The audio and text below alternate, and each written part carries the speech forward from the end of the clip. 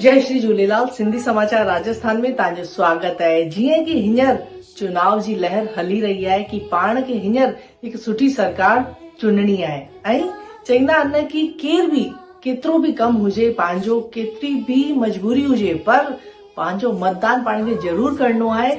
25 नवंबर ते चुनाव थींदा त पाण कंहिंखे बि चुनूं, चाहे कांग्रेस सरकार खे चुनूं, चाहे बीजेपी सरकार खे चुनूं या कहिड़ी बि सरकार खे चुनूं, इहो पंहिंजो हिकु मत आहे। इन जो चुनाव करण पंहिंजो अधिकार आहे, पर हा, हिन में आलस न करणो आहे। पाण खे ज़रूर वञी करे पंहिंजो चुनाव चिन्ह जिते पाण खे पसंदि हुजे, जेको पाण खे सरकार आणणी हुजे, इहो पंहिंजो हक़ आहे। त पाण खे हिन में कीअं बि करे वञणो आहे। 25 नवंबर ते इहे चुनाव थी रहंदा ऐं सुठी सरकार पाण ई आणंदा आहियूं। पाण चईंदासीं कि असांजे हिकु वोट सां थींदो छा, हिकु वोट सां थींदो छा। जी, पाण हिकु अकेला आहियूं, पर पंहिंजे हुजण जो को वजूद त आहे न, उहो ई पंहिंजे वोट जो बि वजूद आहे। त पाण खे हिकु वोट सां थी सघे थो पाण उहा सरकार आणूं जेकी पाण खे सरकार खपे।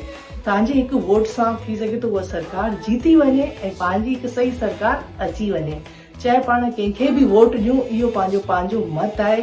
केतिरो बि कमु हुजे, कमु छॾे करे उन ॾींहुं 25 नवंबर ते पाण खे पंहिंजो वोट ज़रूर ॾियणो आहे ऐं उहा सरकार आणणी आहे जेकी पाण खे पंहिंजे लाइ हित लाइ हुजे।